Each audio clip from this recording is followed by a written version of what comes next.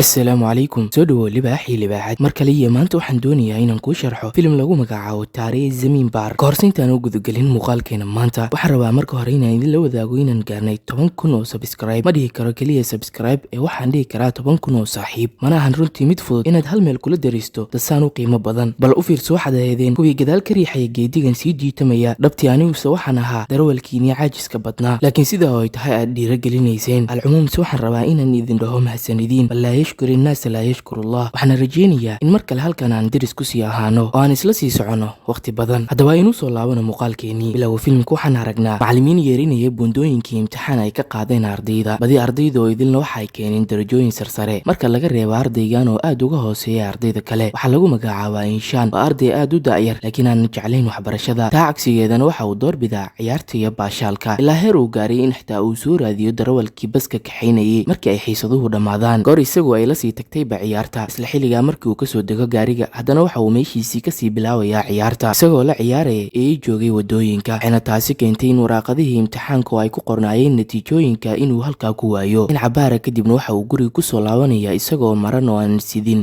wax natiijo ah halka waalidkiisuna aysanba isku hoolin raadinta natiijadiisii isla markii uu yimaado guriga wuxuuba soo galayaa jikada si uu u cuno raashiin laakiin waxaaba garaacaysa hooyadii maadaama uusan dhaqan gacmaha inkastoo ay hooyadii canaanatay haddana hadalkeeda dheg jalaq uma siinayo waxuu iska sii wadanayaa cunistiisii wuxuuna maalinkii halkaa kasii wadanayaa ciyaaristiisii isagoo xitaa iska siibin dharkii iskoolka wuxuuna iskala sii ciyaarayaa eeyi joogay wadooyinka ilaa ay isdagaalaan cunug kale waxaase markiiba uu imaanaya walaalkiisa ka weyn isagoo soo canaananaya una soo kaxaynaya guriga intaa kadibna markii uu soo dhawaado guriga wuxuuba jajabinayaa dhammaan dhirtii ka baxaysa guryihii dariska isagoo ka caraysan keliya canaantii uu usoo geystay walaalkii in yar kadibna markii uu soo gala gudaha gurigaba waxa uu ka warhelaya canaanta aabihii maadaama ay ugu soo dacwoodeen cidihii dariska uu kasoo jebiyey dhirtoodii wuxuuna aabihii hooyadiisa u sheegayaa haddii uu ishan soo galo dembi kale inuu geyn doono iskuul boodin ah oo ku yaala banaanka magaalada intaa kadibna aabihii waxa uu isku sii mashquulinayaa diyaarinta dharkiisii maadaama uu yahay safar xilligaana waxaa mas-uuliyadiisii dusha saaranaysa hooyadii subaxii xigayna sida caadiga ahayd markuu waagu dilaaco iishaan walaalkii ka weyn waxa uu toosiyaa xilli hore isagoo xiranaya dharkiisii kana baxaya guriga waqti hore halka iishaanna uu weli saaran yahay sariirtiisii caajis darteed laakiin hooyadii oo aad u qaylinaysa waxay ka toosinaysaa hurdada iyadoo bilaabaysa inay u diyaariso dharkiisii iyo cuntadii balse waxaasoo dhan isagu uma muuqdaan maadaama uusanba ku jirin caalamkan isagoo xitaa ismoosiinayay inuu ku nool yahay nolol kale iyo caalam kale in cabaara kadib iishaan markii uu yimaado iskoolka maclimadii waxa ay weydiinaysaa inuu aqriyo jumlad yar laakiin iishaan ma awoodayo sababtuna waaba in xarfuhu uusanba u arkaynin si toosan markiiba maclimadii oo aad u caraysan waxa ay ku qaylinaysaa iishaan iyadoo ku amraysa inuu isaga baxo fasalka markii ay xiisadii soo idlaatana saaxiibadii fasalka waxa ay bilaabayaan inay ku camirtaan iyagoo u sheegaya inuu yahay damiin in yar kadibna waxaaba u bilaabanaysa xiisad kale oo xisaab ah balse waxaa shardi ah in arday walba uu iskoolka keeno waalidkiisa sidoo kalena uu kasoo shaqeeyay igsaasadii hore iishaan oo dareensan in arrinta uusan sameynin wuxuu u goonayaa iskuulka isagoo dhex wareegaya wadooyinka magaalada waxyar kadibna markii uu kasoo daalay magaalada wuxuuba iska dhex seexanayaa baskii iskoolka inta xiisaduhu ay ka dhammaanayaan intaa kadibna iishaan markii uu kusoo laabtay guriga sida caadiga ah hooyadiisu waxay bilaabaysaa inay la shaqeyso casharadii loo soo diray iyo igsaasadii laakiin sida muuqatay isagu uma caddo waxaasi oo idil habeenkii markii la gaaray xilli dambe dadkuna ay wada seexdeen iishaan oo weli aan seexanin waxa uu soo toosinayaa walaalkiis ka weyn isagoo ka codsanayay inuu u qoro waraaqad cudurdaar ah maadaama uu ka maqnaa iskuulka uu gambiyey sidoo kalena uusanba ka shaqaynin igsaasadii loo soo diray laakiin sida uu ka filayay walaalkiisa ka weyn uma aysan noqon oo uu ka diidayaa balse subaxii xiga waxaan aragnaa isagoo sita waraaqdii waxa hor imaanayaa maclimadda laakiin waxa ay u sheegaysaa marka hore inuu ka qayb galo imtixaan kuwiis ah iishaan markii uu ka qayb galo imtixaanka markiiba wuxuu arkayaa nambaradii xisaabta ay ku qornaa waraaqada oo dhaqdhaqaaqaya waxay taasi keentay inuu qalqaloociyo oo si qaldan u qaro intaa kadibna markii uu soo baxo banaanka waxa uu ka warhelayaa saaxiibadii oo aad u faraxsan in yar kadibna markii uu yimaado guriga waxa uu ka warhelayaa in aabihiisi uu kasoo laabtay safarka waxayna ku wada cuntaynayaan hal meel iishaan aabihii uu doonayay inuu akhristo joornaal waxa uu gacanta gelinayaa boorso ay ku wada jireen waraaqdii cudurdaarka uu waqti dambe u qoray walaalkiisa ka weyn iyo joornaalo kale isagoo qaadira waraaqdii kale waxa uu la soo baxayaa joornaalkii ugu dambeynna nasiib xumo iishaan aabihii waxa uu gacanta ku dhigayaa waraaqdii wuxuuna ogaanayaa in wiilkiisa uusan iskoolka si toosa u aadin sidoo kalena uu keenay buundooyin aad u hooseeya markiiba waxa uu u yeerayaa iishaan isagoo aad u canaananaya intaa kadibna waxay imaanayaan iskoolkii mise maclimadii waxay u sheegaysaa in hadda ka hor ay usoo direen waalidkiisa balse aysan ka helin wax jawaab ah halka buundooyinkiisa oo idilna ay aad u hooseeyaan sidoo kale waxay maamuladii si adag ugu sheegaysaa aabihii haddii uu sidan iska bedelin inay kasoo eri doonaan iskoolka laakiin aabihii uu isku dayay in maamuladii uu ku qanciyo inay u samirto karto maadaama iishaan maskaxdiisu ay aad u hooseyso, balse waxaa jawaab looga dhigay keliya haddii ay jirto xaalad noocaas ah iskoolada boardingka ee ku yaala banaanka magaalada, taasi oo loogu talgalay ardayda noocan oo kale ah. intaa kadibna dhammaantood markii ay kusoo noqdaan guriga, aabihiisu waxa uu hooyadii u sheegayaa inuu geyn doono iskoolka. iishaan hadalka markii uu maqlo waxaa qabanayso ilin maadaama uusan doonaynin, balse sidaa oo ay tahayna in yar kadib waxaa la keenayaa iskoolkii, halka waalidkiisuna ay sikino yar kadib bay isaga soo tagayaan iskoolka. iishaan markiiba waxaa la soo darsiisa murug maadaama ay tahay markii ugu horeysay uu ku noolaanayo xidaab ka baxsan guriga waalidkii. intaa kadibna maalinkii ugu horeysaba waxa uu isku dayayaa inuu la qabsado nolosha iskoolka, balse wax walba uu sameeyo wuu qaldayay ilaa xitaa uu soo galay xiisadii ugu horeysay. markiiba macalinkii waxa uu weydiinayaa inuu akhriyo gabay ku yaalay buugga, laakiin iishaan oo aan fahansanaynin waxa uu u akhrinayaa si qaldan, waxayna taasi keentay in macalinku uu ku qayliyo oo canaanto ilaa arday kale uu soo istaago oo uu si fiican u sharxo. daqiiqada kadibna xiisadu markii ay idlaato waxaa u imaanaya arday kale isagoo si nadiifa ugu sharxaya gabayga. wuxuu waqtiga iswareejiyaba iishaan wuxuu haddana gelayaa xiisad farshaxan ah oo ahayd maadada keliya ee uu ugu jeclaa iskuulka, laakiin sida muuqata kuma socoto cashirka oo ma fahmayo waxa macalinka uu sheegayo ilaa macalinkii xitaa uu ku xanaaqo oo canaanto, halka isagina caajis heer uu ka gaaray oo xarfihiisa buuradda ay la noqonayaan kuwa dhaqdhaqaaqaya, halka badi macalimiintii oo idilna ay ku tilmaamayaan fashil ama damiin maadaama uusan balla soconin hal cashar. intaa kadibna maalin waxaa soo booqanaya waalidkiis, laakiin waxaa la yaab ku noqotay markii uu isku soo xiray qol isagoo oo diiday inuu la kulmo ilaa maamulka uu ka soo saaro, balse sida muuqata haddana wuu ka cararayaa, mana doonayo inuu xitaa ka qaato hadiyooyinkii ay u keeneen. waalidkiisu arrintaa la yaaban way isaga tagayaan mar kale keligiis iyagoon wareysan xaaladiisa. wuxuu waqtiga iswareejiyaba iishaan weli waxa uu ku jiraa iskuulkii, markaana waxa uu qaadanayaa xiisad artis ah, balse ka hor xiisadda waxaa loo sheegayaa in macalinkoodii hore uu galay safar loona keeni doono macalin cusub. in yar kadibna macalinkii oo sitay dhar fani ah waxa uu si qosol ah kusoo galayaa fasalka isagoo dareenkii ardayda oo idilna si degdeg ah ula wareegaya maadaama uu aad uga qosliyey. waxa uu bilaabayaa inuu isbaro oo u sheego magaciisa oo ah Nikon. ardayduna waxay noqonayaan kuwo markiiba la dhaca oo jeclaada marka laga reebay iishaan oo xaaladda dhanba la soconin. in cabaara kadib macalinkii markii uu bilaabo xiisadda waxa uu ardaydii ka codsanayaa dhammaantood in ay nashqadeeyaan sawirada ay ugu jecel yihiin oo ka dhex guuxaya maskaxdooda. in yar kadibna dhammaan ardaydii waxay macalinkii u dhiibayaan waraaqadihii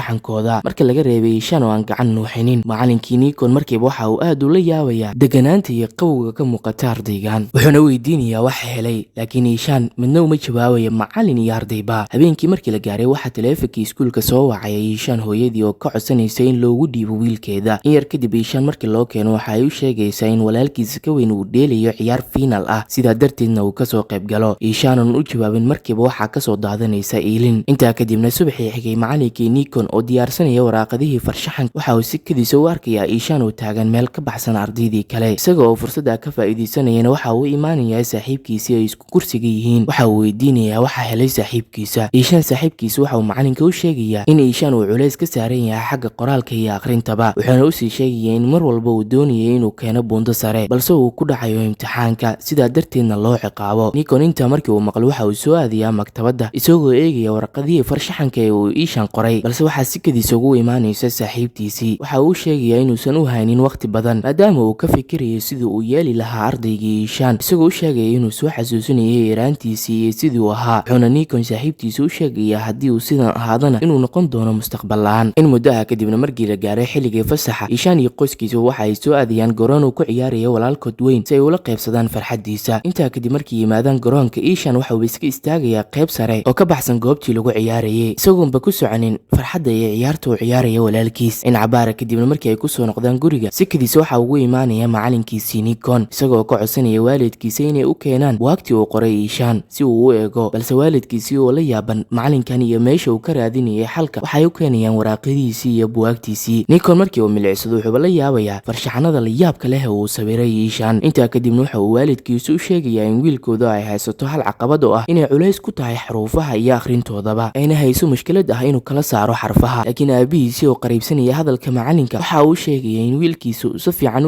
uuna yahay caajislo aan waxba akhrin karin, taasna ay tahay mushkiladda haysata. Nikon oo aan u jawaabin waxa uu soo qaadayaa buug farshaxan ah oo ku qoran luqadda Jabaan. waxa uu aabihii ka codsanayaa inuu akhriyo. aabihii keliya waxa uu fahmayaa farshaxanka balse ma awoodaya inuu akhriyo qoraalka ku qoran meesha, wuxuuna macalinkii u sheegayaa inuusan aqoon u lahayn luqadda Jabaan. laakiin Nikon markiiba uu ku qaylinayaa wuxuuna u sheegayaa inuu yahay caajislo aanan waxba akhrin karin, si keliya uu u dareensiiyey in cunugiisana ay hayso mushkiladan oo ah dhanka akhrinta. intaa kadibna macalinkii markii uu kusoo laabtay fasalka waxa uu bilaabayaa in ardaydii ugu sheekeeyo qisooyin hore iyo arday caajisiin ahaa oo xitaa dhibaysay qoraalka iyo iyo akhrintoodaba inay aakhirkii noqdeen brofesoro caalamka aad ula yaabay ikhtiraacooda, waxayna taasi keentay in Ishaan uu halkaa xamaasad zaa'id ah ka qaado. markiiba macallinkii oo la socday dareenkiisa waxa uu ku amriyaa inuu shido nalka fasalka, mise markii uu daaraba waxa uu ardaydii haddana weydiinayaa inay sheegaan qofkii ugu horeeyay ee soo ikhtiraacay nalka. iyadoon cid kala hadlinba waxaa jawaabtii la soo boodayay Ishaan oo macallinkiisii u sheegayay in uu ahaa Thomas Edison. macallinkii oo aad ugu faraxsan niyadda uu helay waxa uu haddana ardaydii uga sii sheekeynaya dad dunida caan ka noqday balse yaraantoodii qabay dhibaatadan. intaa kadibna markii ay xiisadu dhammaato macallinkii waxa uu yeerayaa Ishaan, waxa uu sheegaya inuu yahay arday maskax badan oo ardayda kale wax dheer, isagoo u tilmaamaya inuusan isdhiibin balse uu ka hormaro ardayda kale. intaa kadibna Nikon wuxuu ardaydii u kaxaynayaa meel cidlo ah si ay u sameeyaan waxa ay jecel yihiin, mise wuxuuba la yaabayaa sida Ishaan uu u ikhtiraacay diyaarad yar oo ka samaysan geed. isagoo faraxsan markiiba wuxuu ku dhiirigelinayaa dadaalkiisa iyo hadafkiisa. intaa kadibna macallinkii waxa uu u imaanayaa maamulihii iskoolka, isagoo ugu waramaya xaaladii Ishaan. waxa uu sheegayaa inuu yahay arday dadaal badan balse ay haysato mushkiladii. maamulihii oo aan hadalka ku raacsanayn waxa uu Nikon u sheegayaa in Ishaan ay iska wareejin doonaan maadaama aysan hayn karin, balse macallinkii waxa uu haddana ka codsanayaa in markan kaliya uu siiyo fursad. muddo kadibna Nikon waxa uu bilaabayaa in Ishaan uu si gooni ah wax u baro ilaa uu dadaalkiisii iyo maskaxdiisaba dib u helo. waxaana juhdigaa keentay in Ishaan uu isku qaro inuu ka qayb galayo oo isku diyaarinayo tartan farshaxan uu macallinkiisa qaban doono, iyadoo ay kasoo qayb galayaan badi ardaydii iskuulka. dhinaca baara kadibna waxaa iskuulka imaanaya Ishaan aabihii, mise wuxuuba macallinkii u sheegaya in xaaladda wiilkoodu ay hadda fahmeen, nasiib xumose ay awoodi waayeen in markii hore ay caawiyaan. macallinkii oo aan hadal kala oran waxa uu Ishaan aabihii u sheegaya in keliya wiilkiisu uu uga baahan yahay dhiirigelin iyo inuu aamino shakhsiyadiisa. intaa kadibna waxa uu soo aadayaa dhinacii wiilkiisa, wuxuuba arkayaa markii ugu horreysay wiilkiisa oo meel taagan mise wax akhrinaya. markiiba waxaa kasoo burqanaysa ilin. ma waxaan oran karnaa waa ilin farxadeed mise waa ciilkaabid oo waxa uu ka murugoonayaa sidii uu u fahmi waayey oo uu caawin waayey markii hore. aabihii isagoon la hadlin uu isaga tagayaa. maalmo kadibba wuxuu waqtigiis goro waxaa la gaaray xilligii tartanka, mise ardaydii oo idil waxa ay imaanayaan goobtii marka laga reebo Ishaan. macallinkii Nikon oo ay xaaladdu ku xun tahay mar qura waxa uu milicsanayaa Ishaan oo iska soo xaadiriyay goobtii tartanka, mise doonayay inuu la tartamo ardaydii kale ee isaga liidi jirtay. macallinkii markiiba isagoo cararaya waxa uu keenayaa waraaqadihii iyo looxadii farshaxanka si uu u qayb galo tartanka. Ishaan waxa uu fadhiisanayaa meel degan oo ka yara baxsan goobtii ardayda. markii uu dhammeeyo farshaxankiina waxa uu looxadii u dhiibayaa macallinkiisa. Nikon markii uu arko wuxuu la yaabayaa nashqada quruxda badan ee uu ku biiqaamiyey sawir isaga ka hadlaya, wuxuuna aad ula dhacayaa fikradda ka dhex guuxaysa maskaxdiisa. in muddo ah kadib markii la gaaray maalinkii la iclaamin lahaa natiijada, waxa uu maamulihii iskuulka hal mar ku dhawaaqayaa natiijada, isagoo u iclaaminayay in kaalinta koowaad uu kusoo baxay Ishaan. markiiba waxaa goobtii isqabsanaya saaxib xuna milicsanayaa, iyagoo ay u sacbinayaan saaxiibadii fasalka, weliba gacmihii ay ku liidi jireen maalmo ka hor. halka waalidkiisu markii ay arkeen ay la dhacayaan ilin, waxayna dareemayaan in guusha wiilkoodu uu ka dambeeyey macallinkiisii Nikon. waqti kadib Ishaan isaguna waxa uu ku baasayaa dhammaan maadooyinkii kale ee isagu qaadanayay. haddaba waxaynu soo gaarnay gabagabadii iyo gunaanudka mawduuceena maanta. daawade, haddaba qisada ardaygan sideed u aragtaa? haddiise aad la kulmi lahayd si noocee ah ayaad ula xaltami lahayd? jawaab furan kuna dhiibo raayigaaga qaybta kommentiga. mahadsanid.